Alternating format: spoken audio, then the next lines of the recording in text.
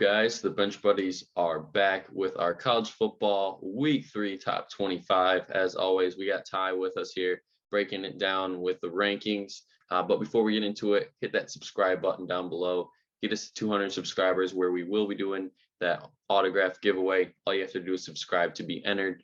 But Ty, before we get into the big rankings, this is the teams that are dropping here. And out of all these teams, which one are you kind of surprised to see go so early? I got to say Notre Dame. I mean, they compete with Ohio State in Columbus, had the lead, I think, going into the fourth quarter. And I don't know what you even call what happened on Saturday, just a complete failure, losing to Marshall at home. I know Marshall might be decent, but I mean, you're Notre Dame. You don't lose those games at home. So that was really disappointing for them. And they got to get things figured out because they have a tough schedule this year. And then here's the others receiving votes. And you got some teams that have already been on this list, and they have some new teams joining.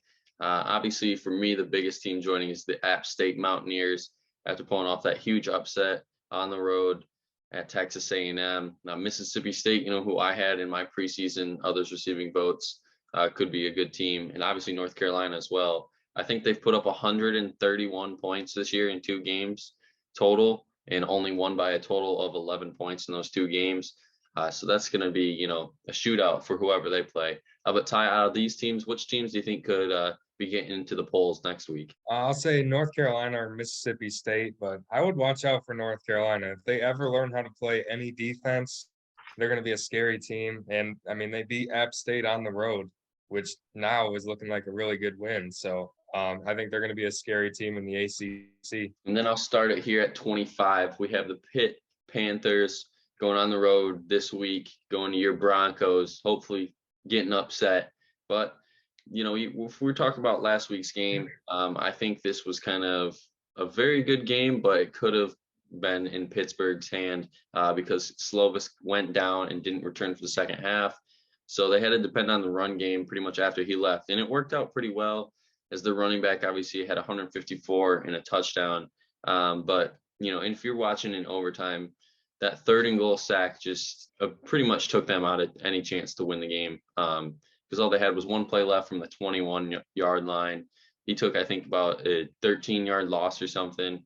So Pitt, he needs to get rid of that quicker. But I think this team is still a very good team. They're still trying to figure some things out after losing Pickett and obviously a few more weapons that he had.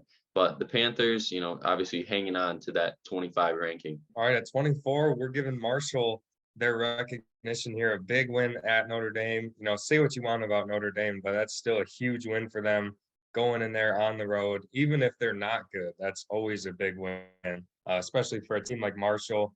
And they play in the Sun Belt, which means they have App State in their conference, and they have Georgia Southern, who just took down Nebraska.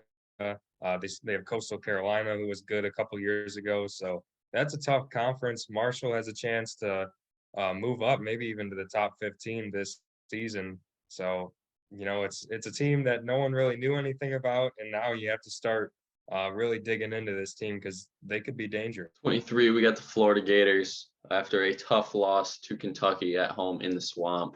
They're looking to rebound against a very bad South Florida team. But the big story here is Anthony Richardson, really got held in check in the second half. They didn't score at all since late in the second quarter. He threw 2 picks and, a very questionable pick 6 where him and his receiver were just not on the same page. But if you want to look at a positive, you got to look at the defensive side of the ball. Will Levis is a top 10 quarterback in college football, and they did pretty good limiting him. But, the offense just sputtered in the second half and really took Florida out of this game. All right, Texas A&M hangs on here at number 22, but drops 17 spots. Just an ugly performance overall. I know they're a young team, but they were really hyped up before the season started. And I know they only lost by 3, but they really just got dominated in that game. If you look at the yards gained and the time of possession, it was all App State.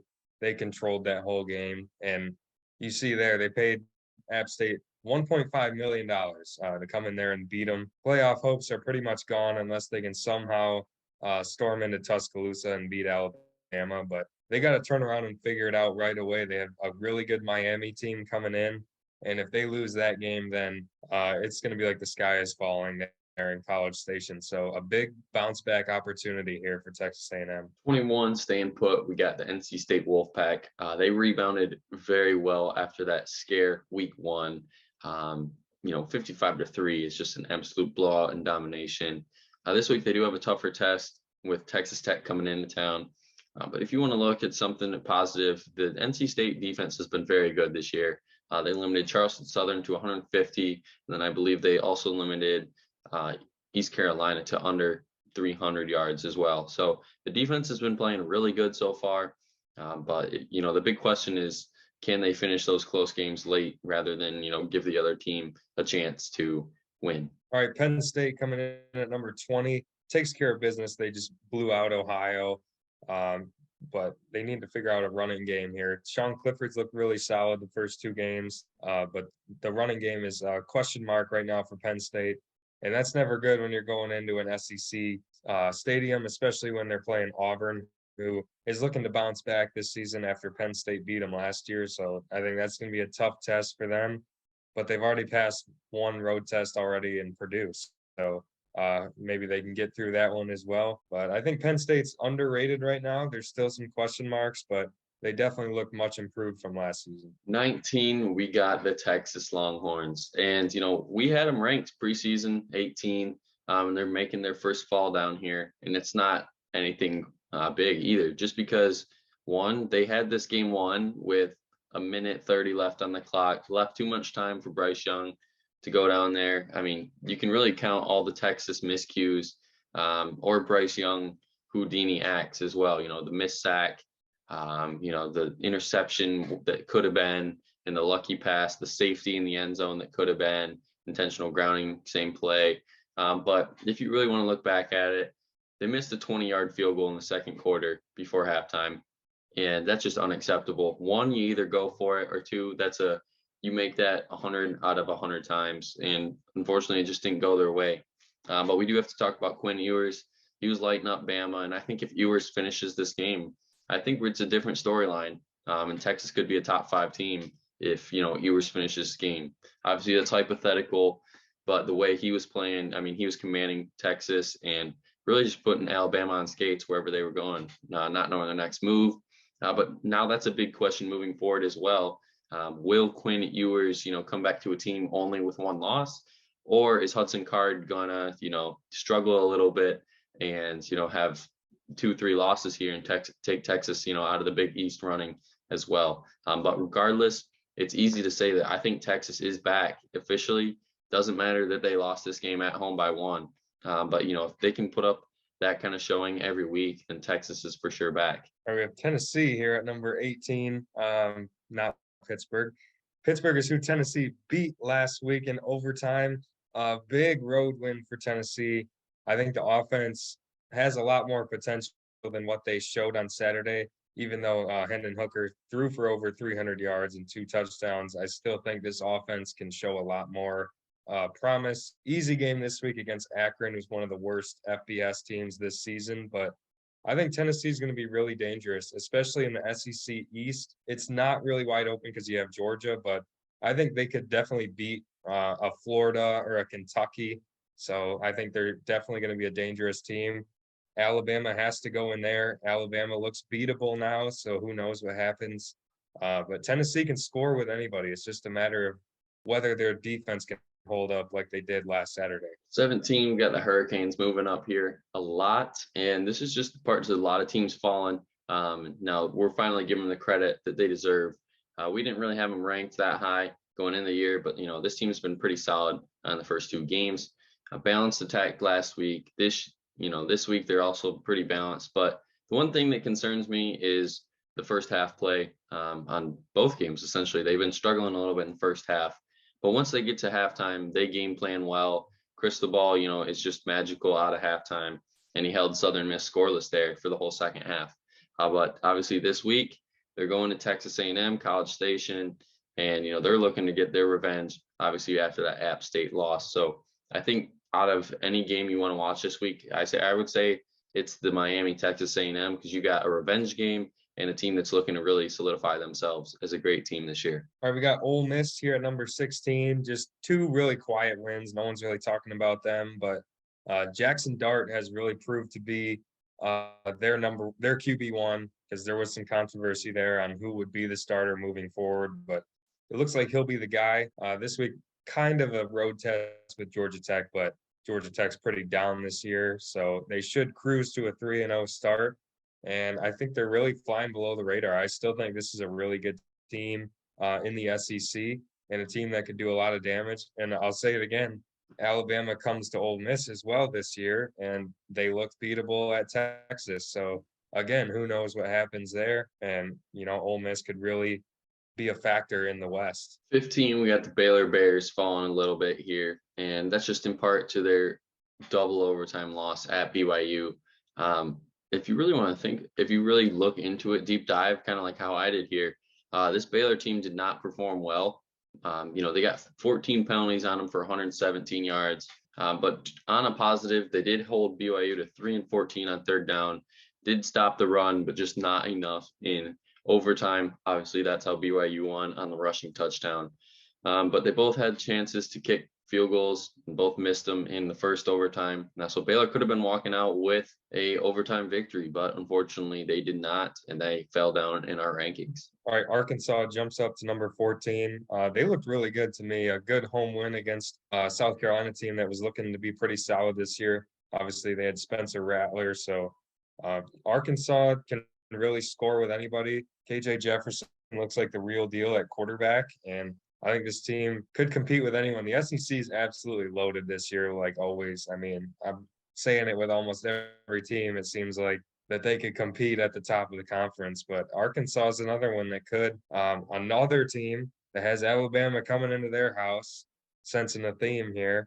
But again, it could be the year for Arkansas. Who knows? So moving forward, I think if their defense can hold up a little bit better, then they're going to be really dangerous. But they have to limit the mistakes that we saw in week 1, because that could be what holds them back. At 13, I didn't update the name either. It's BYU, the Cougars.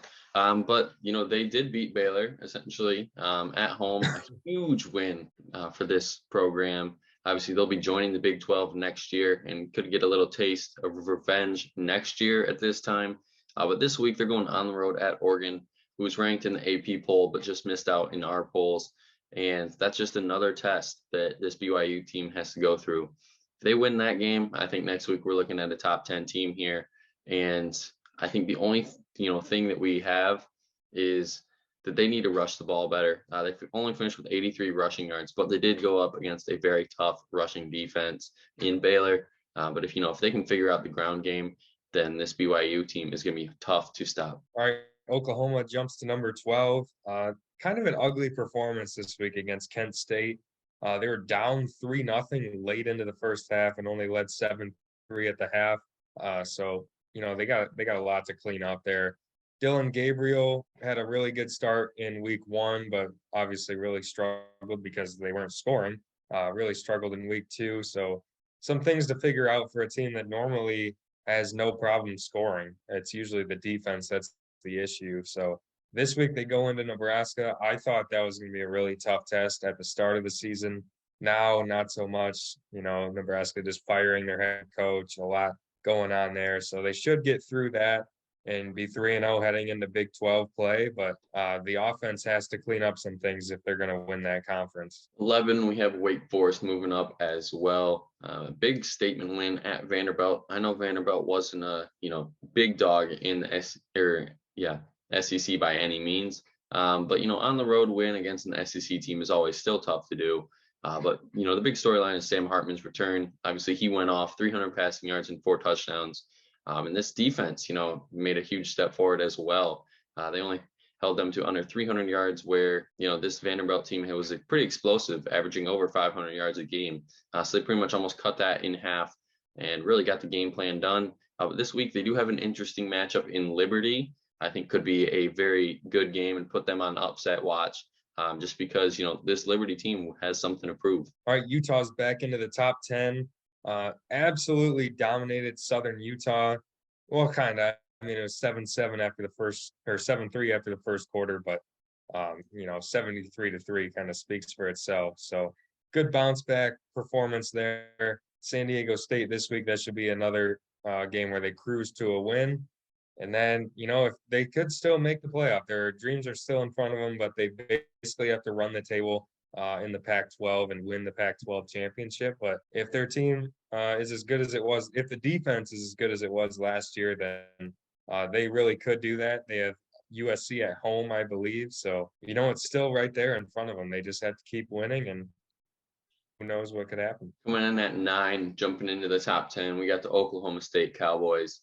Not a big win, but a good win for this team, beating Arizona State by 17. From the CMU game to this game, it was a completely different team where they gave up 44 to Central Michigan. This time they limited Arizona State to 17. But I think the big thing we're going to talk about at the end of the year is Spencer Sanders leading this team. He had 268 passing yards, 2 touchdowns through the air while rushing for 55 yards and a touchdown. And he is going to be the driving force to this Oklahoma State team. We know that this Oklahoma State team is, a very good defensive team. We saw last year how good they were in the Big 12 championship.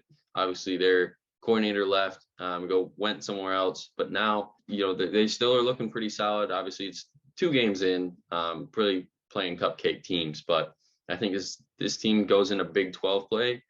They could be, an outside favorite that really could win it all. All right, Kentucky makes the jump of the week here to number 8. A huge win at Florida, really just dominating the second half. And obviously that pick 6 was the huge turning point, but a huge play for Kentucky's season. And Will Levis still looks really solid at quarterback, and the defense is the main story with this team. I don't think we've ever really talked about Kentucky having a really underrated defense, but they have one of the best defenses in the SEC, and that's not something you usually see out of them. This week they come back down and play Youngstown State, so it should be another easy win. But if Will Levis can continue to perform like a top 5 quarterback and this defense keeps playing like that, then the sky's the limit for this team. They look really dangerous this year. They finally have the talent, it feels like, to compete with the top of the SEC. So going forward, they just have to continue to, play as good a defense as they did and figure it out on special teams, because that was a nightmare. 7, we got the Michigan State Spartans moving up to, nothing too much here, just because other teams fall and they're moving up. But the running back room absolutely carried this team. 6 total touchdowns, 260 yards, and they also had 32 first downs on offense. But if you want to talk about the only thing that might be holding him back is Peyton Thorne. He really struggled against Akron. 2 interceptions, had 10 incompletions on 28 tries. Nothing, really that can vault this team to potential college football playoff team. If he can clean things up and figure it out in this game this weekend against Washington, there's no doubt in my mind that this Michigan State team could be better than originally thought. All right, Clemson holds at number 6. Again, not really a dominant performance, winning 35-12. DJ Uiagalelei kind of just he's kind of like a game manager for him this year. 200 yards a game, 3 touchdowns in his 2 games, and his running ability, it's going to win him a couple games, but he hasn't really looked like the top 5, top 10 pick that people were making him out to be. So I think he needs to improve quite a bit for this team to be a playoff team right now. The defense speaks for itself. They've been dominant the last 2 years, but if they're not getting the production out of not only DJ, but the entire offense, then this team is going to kind of underperform again like they did last year. So it comes down to the offense. At 5, we got the USC Trojans. Obviously, this is the Oklahoma 2.0 show. Caleb Williams absolutely went off. Another transfer, Jordan Addison. He had an excellent game as well. But if you want to look at some, next-gen stats, you could say they didn't have a 3rd down play until 52 seconds left in the first half, and they didn't play punt until 8 minutes left in the 4th quarter. So if you look at that, this USC team has been very dominant through these first 2 games, and I honestly expect it to continue against Fresno State, even though that Fresno State team could give them a little run for their money. All right, we got Michigan here staying at number 4. Easy win over Hawaii, who was just horrible, one of the worst FBS teams. So not too much to take away from that other than J.J. McCarthy with an almost perfect first half performance. And Jim Harbaugh obviously already announced that he will be the starter moving forward this season. So I think that's really big for Michigan, knowing who the guy is. There's no more question marks. So now you can just roll with JJ and plan accordingly. I think the offense is really going to benefit from that. Having a running quarterback, I think, is huge for them. It's something that they lacked last year. I think Cade, he won a lot of big games last year, but when it came to the Georgia game, he looked overwhelmed. So I think making the move to JJ is big for them, and the defense just needs to hold firm, and this team can get right back to where they were last year. At 3, we got the Buckeyes of Ohio State. The only thing you want to talk about here is Marvin Harrison Jr. absolutely going off. 7 receptions, 3 tutties, and 184 receiving yards. But the only thing you really can notice nowadays is negatives with this team. Just because, one, they got penalized a little bit there. Need to clean that up before they get into some bigger Big Ten games. But that Notre Dame win is a big hit on their resume, just because Notre Dame's already 0-2, and that team's looking like an 8-4 team at best, if we're going to be completely honest here. But it is Ohio State. Obviously, they're here at 3, so they really don't have to worry about that too much until they face Michigan State, Penn State, and Michigan. And C.J. Stroud, he's obviously balling out right now as well. The Heisman candidate hasn't looked his best to start, but now I think that he's finding his groove, getting the rust off. I absolutely expect him to light up Toledo. All right, Alabama drops from number 1 to number 2. Last week I said, 4 days ago, I said they were the best team by far. And wow, that just completely changed my mind watching them on Saturday. A game that they definitely should have lost. They 100% would have lost that game if Ewers doesn't get injured or if Hudson Card isn't playing on one leg. So they caught a lot of lucky breaks, a missed face mask, missed sack on Bryce Young. I could go on and on about the missed opportunities from Texas. So they were really fortunate to get out of there with a win. But that's what championship teams do. They find ways to win, especially on the road. So you got to give them a little bit of credit there. They are 2-0 with a road win at Texas, but there's a lot of things they have to clean up, especially on offense. They really struggled to move the ball in the middle of the game, the second and third quarter, before finally figuring it out when they really needed to at the end. But it's a team that I thought would not be tested until the SEC championship, and now they already have been. So some question marks for Alabama. At 1, obviously, we got the Georgia Bulldogs. Pretty much says for themselves that they're the best team in football right now. 2 absolute dominant wins. They have only given up 3 points in 120 minutes of football, and they held Samford to 128 yards. So this defense, they're just reloading after last year's class. I think it was 4 or 5 first-round draft picks that Georgia had. And Dean wasn't one of them. But the only thing you can really criticize them is just that they settled for field goals early instead of red zone touchdowns. But other than that, this Georgia team has just been absolute dominant and deserves that number 1 spot this year. But that's going to be it for the video. Make sure you guys check out our picks video later this week. See who we're taking in this week's games. And make sure you hit that subscribe button as well to be entered into our giveaway. But until the next time, the Bench Buddies are out.